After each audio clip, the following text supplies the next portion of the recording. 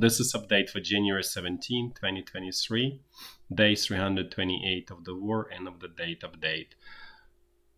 So first, I got some response from one of the viewers and regarding the book recommendations. And then he was asking if I read Soviet books about the sort of World War II and so on. So in short, yes, I read them, but I would not recommend them for a couple of reasons. First, they are poison for the mind, especially if you're not prepared, you don't know the background. It's extremely carefully crafted propaganda, especially for someone who's from West and where, how'd say, propaganda was working together with the Soviet Union propaganda in the same direction. So you don't have sort of natural control system, like filter system, to really understand, because what happened is because there was, let's call it, unholy alliance between the West and the Soviet Union during World War II. So everything that's negative about the Soviet Union was really suppressed in the West and by Western propaganda. And so so that's one reason. The second reason is there is close to no actual useful factual information. Most of those books are pretty much made up, completely made up stuff, like fantasies, like I would say. That's how I would best describe it. There are a couple of good books written by the actually soldiers from the front line. They are extremely critical of the Soviet system. They being hated. I'll look them up and I'll share those books, and I highly recommend those books to truly understand what's really how the victory was won by the Soviet Union, and the price was paid, and the price is still not really understood and not really fully sort of discovered, and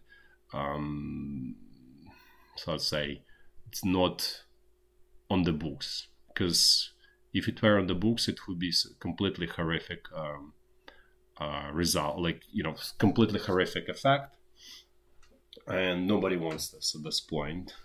So again, I don't recommend old Soviet books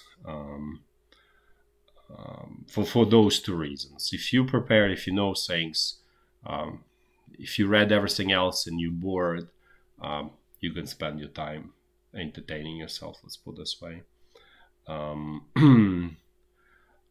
The better alternative actually would be to go into the archives. There is Samo archive near Moscow, but it's it's impossible to get there for anyone who's not in Russia. There's more, you can find a lot of nuggets of useful information there. It's also, there's a lot of sort of fantasies there, but it's worth trying. There's definitely much more useful information, let's put it this way. Then let's actually let's switch to general, so strategic topics, and let's look at China, because they have new numbers coming out, statistical data. So the GDP was up 3%, and that's a horrible number. That's for 2022. In 2021 it was 8.4, so you see it's much higher number. But the problem is not that it shrunk from 8.4 in 2021 to 3% in 2022. And I'll explain after I finish the second piece of information. Is Chinese population shrunk for the first time since 1961. It's down by 700,000. So GDP lower than, I would say, 5 to 6% in China means implosion of the debt bubble. And then also shrinking population means the same, implosion of the debt bubble. That's horrific in China.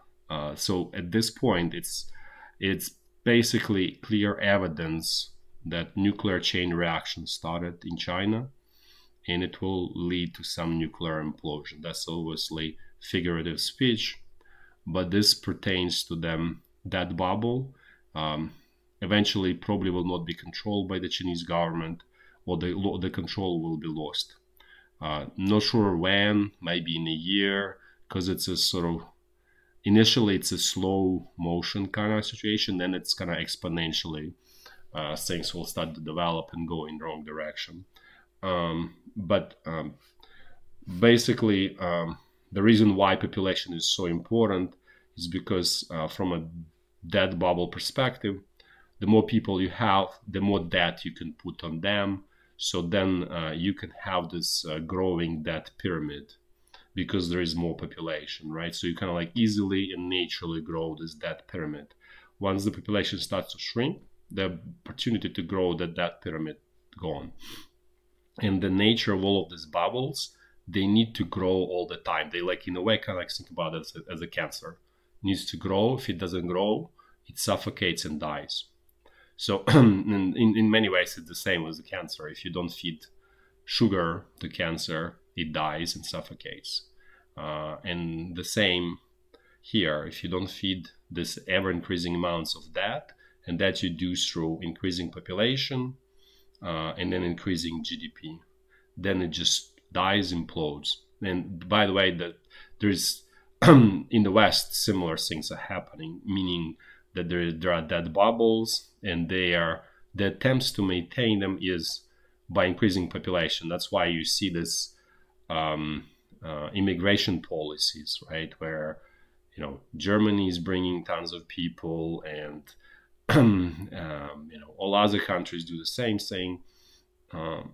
This is actually desperation attempts. If you really think, the governments, they realize that if they don't have inflow or sort of fresh blood or fresh heads that can take on more debt, the debt bubble implodes, they lose control, and this is uncontrollable nuclear reaction. And so they try to prevent it for that reason. And so that's why you have this immigration policies, not because there is desire to save the world or whatever other nice cover-up stories. It's just pure sort of mass, pure economics, and that's all it is. Or basically pure, it's all about money in the end. And so, but China kind of like went into that direction, got into this vortex first. Europe is close behind, US is not far away, Japan is probably in the same boat with China because there's a dying population, and it's probably going to start. I don't know if it's shrinking, but the same situation. It's the whole world is, or let's call it developed world, is going in the same direction in terms of shrinking population. Slower growth, or actually going to be, we may see negative growth, and that really leads to implosion of debt bubbles around the world. Or let's call it one global debt bubble that was blown sort of in coordination by all of the governments in the world, meaning like, I would say, developed world, not developing. They don't really do any policies or anything. So that's really horrific sign. In a way, it's good because there is a cleansing, and that's needed, and that's going to happen one way or another. But going through that cleansing is going to be extremely difficult time for everyone, and everyone is going to be affected in one way or another. Now let's switch to Russian situation with Russian crude oil. So Russia is facing, I mentioned that that now the way it works is Russia exports crude, it goes to China, it goes to India, getting refined there into gasoline, diesel fuel, jet fuel, whatever else, all of this derivatives of crude oil, and then they export it back to the West, to Europe or US, and probably Japan included. And that's how it works right now. So this is sort of a new world. The problem for Russia with all of this is that it has pretty big refining industry, and they are facing 15% reduction in the production, because now the way what Russia, they cannot export refined products because there is a ban on those starting February 5 in the West. And so, they have to sort of export this crude oil to China and India in order to get any money. So so that they may have, there is another sort of piece of Russian economy that's starting to collapse. How far, where it's, what's going to happen, we'll see. If Russia manages somehow to figure a situation out. But so far it doesn't look good at all. Looks pretty terrible for Russian refining industry. Then another important news out of Vietnam. So I spoke a lot about this, basically like two alliances, right? One is West, and by West I mean let's say countries where freedom is important, let's put this way, or at least it's formally declared that it's important, or they have old tradition of where it's being important, and now it's sort of somewhat lost, very mudded, but still there is that DNA there, let's put this way. And then the other part is, I don't know how you call it, the pro-tyranny alliance, or whatever you call it, the best way, or collectivist alliance, let's put it this way. That's probably the best way to describe. And then, I mentioned that it's China, Iran, Russia. So it looks like they may have another member in that alliance, and that's going to be Vietnam. So the current Vietnamese president has been ousted today, and he was pro-US, let's put it this way. And since he was basically pushed out, it probably means that a new sort of group that's getting into power is going to be pro-China. This is still question, but it's definitely not going to be sort of supportive of the West anymore. Another country I mentioned before that's strongly in this alliance with China is South Africa. I'm absolutely open and strong supporter. It's not even sort of hiding, very openly supporting. And so while there is not much coordination within this alliance, they are sort of coordinated by their interests. And then that's actually in many ways much stronger and better way of coordinating everything. So it may look deceptive because a lot of these countries have extremely poor governance and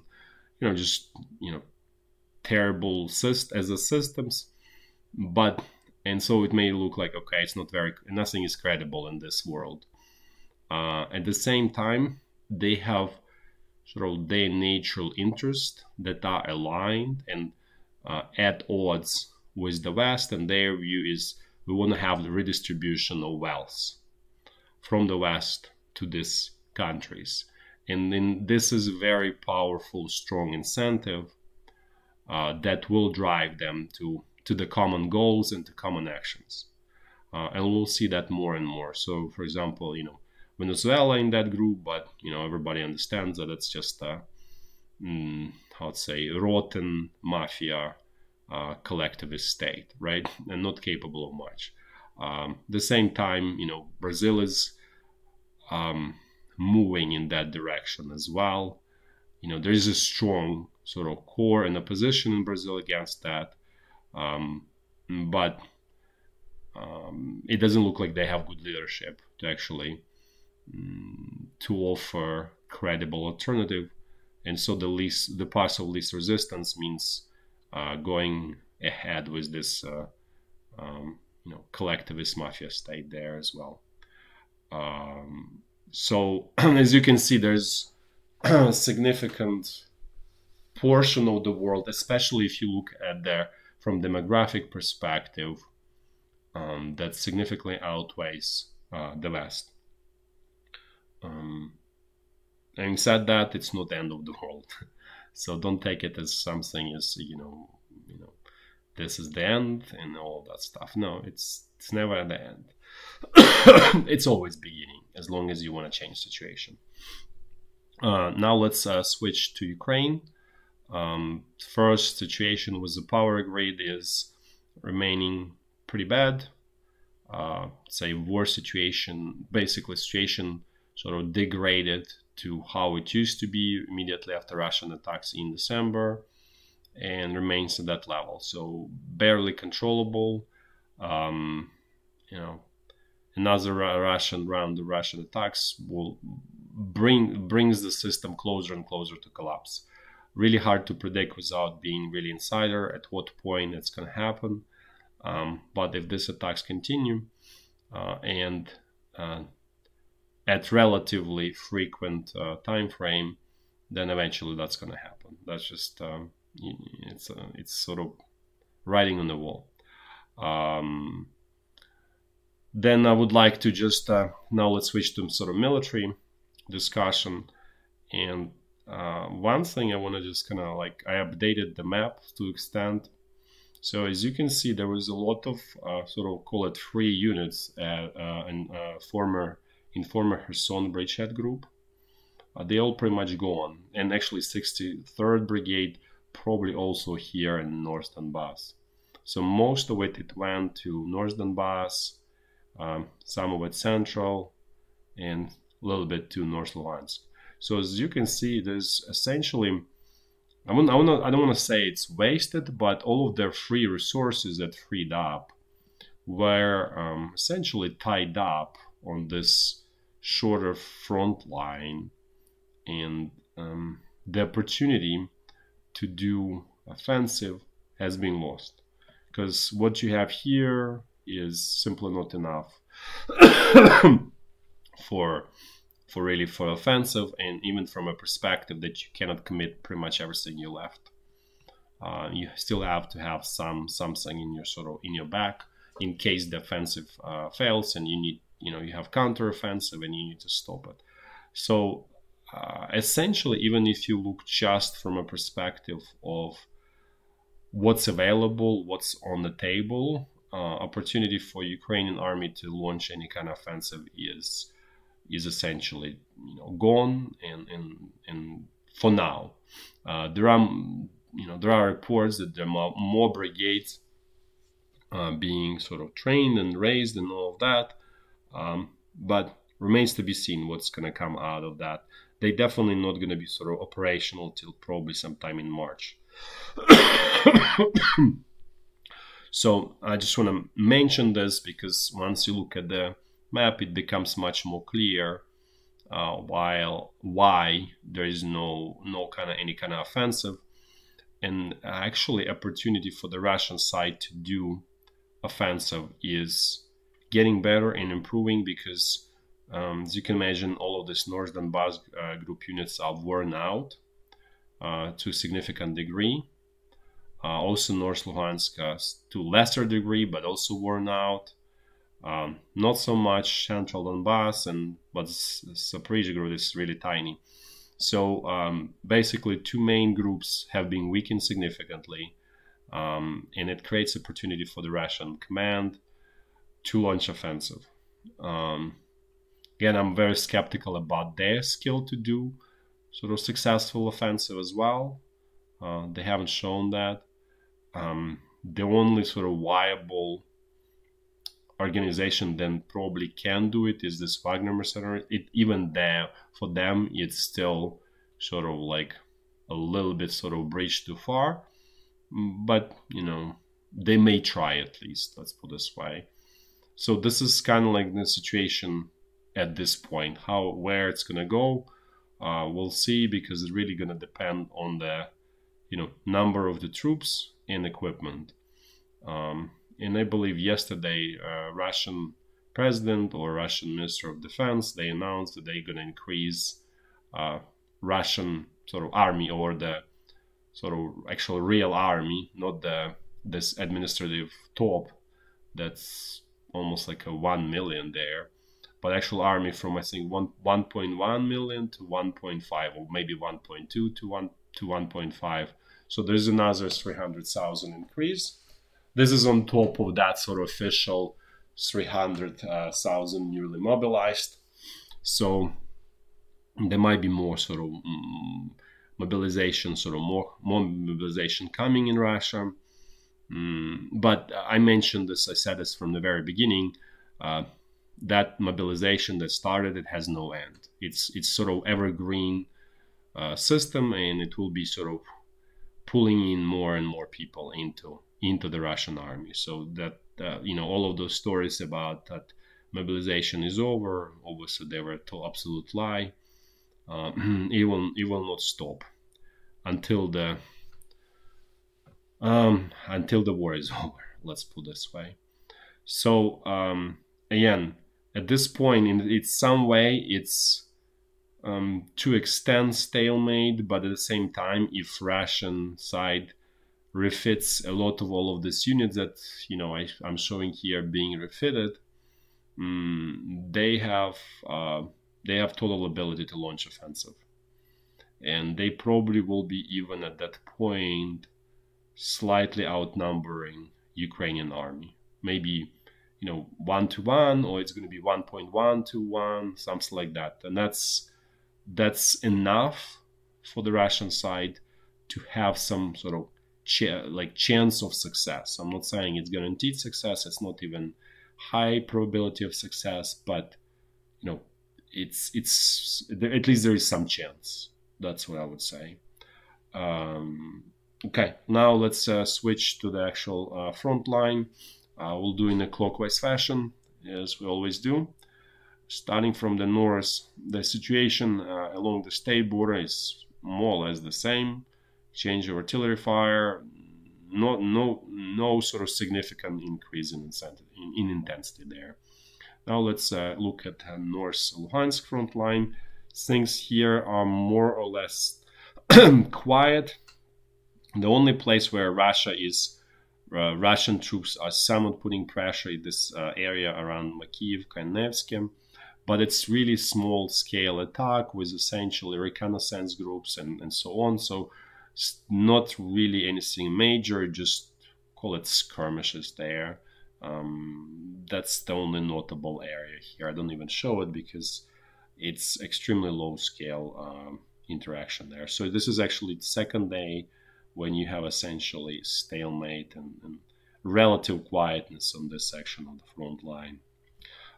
Now let's move to North Donbass, where things are really not going well for Ukrainian side. So there are reports, and I believe they are credible, that Wagner mercenaries managed to completely capture that railroad station Sil or Salt. It's fully under their control, and then unconfirmed reports that they captured also last remaining salt mine, which is, I said, was number 7, which is outside of the city. So that really means that they sort of finished sort of capturing Soledar area, like greater area, and they will continue moving obviously towards west. As you can imagine, the next important stop is to cut this road between Siversk and Bakhmut. It's essentially at this point not really usable, but really cutting it will make it even better, because then you're putting at risk this road that you see here that connects Bakhmut, and the only road will be this that goes through Chasiv Yar, Khromove. That's going to be really the only reliable road to supply Bakhmut. So next one is they obviously gonna keep pushing here in the north of Bakhmut to create, the next eventual step is to cut this road that goes through Chasiv Yar to Bakhmut. but we're still kind of far away from that moment, basically. However, how quickly that railroad station fell and that salt mine fell, because they were both great defensive positions, makes me extremely concerned about the morale and in Ukrainian army, how the average soldier on the ground feels about it. Um, it's still sort of not sort of conclusive. It's just initial sort of hypothesis there.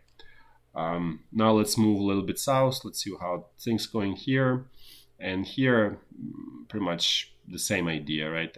Attack out of Klishivka, capture Klishivka, attack out of Kurdimivka, basically going here towards Ivanivsky. That's the next target here, and still far away from it. And but that's very, sort of very obvious, very clear goals of the Russian troops here.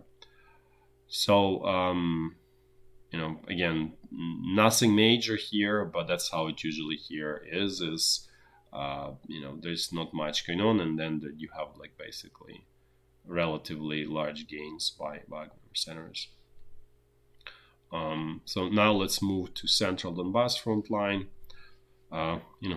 Russian army attacks, regular army attacks, that's sort of also going to nowhere in the Spissky salient and Marinka area, and you can clearly see tension between Wagner group and regular Russian army, because there is a lot of Russian sort of propaganda sources and officials saying, well, we almost captured Marinka, we're almost there.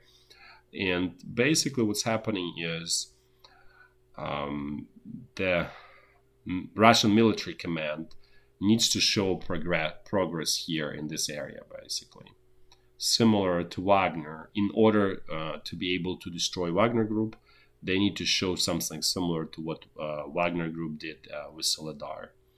And because they are incapable, because they are like, let's put it bluntly, intelligence, they will not be able to do it here. So what this really means is more likely than not that Wagner Group survives in its current form and will continue to be active force, and will continue doing its sort of job on the North Donbass front line. So things sort of, how to say, Ukrainian side probably will not be lucky, let's put it this way, and will have to come up with credible approach to Wagner Group organization and system. And so far I explained this many times, there is no answer, because ordinary Ukrainian soldier on the ground is disempowered by the Ukrainian military top and political top, and it all comes from political top. As they always say, the fish rots from the top, never from the bottom. It always starts from the top. So whenever someone tells you like, oh, it's people's fault or whatever, that's just know that that's some kind of propaganda source that tries to mislead you in the wrong direction. It always starts from the top. So anyways, I don't think that regular Russian army will show any results here, and that will force a Russian president to keep Wagner mercenaries alive, because that's the only, I would say, tool for him to show any kind of results, and he's not sort of suicidal to destroy the only tool that works for him. And so more or less that Wagner Group probably will remain. Now let's quickly check the last Zaporizhya front line. Things here are clear, quiet as always. Nothing really major happening here. At this point, the only way things can happen here is by Russian offensive here, which potentially could be extremely dangerous, as I said many times before. The only problem is, again, a lack of intelligence on the Russian command side that probably is not capable of using the situation.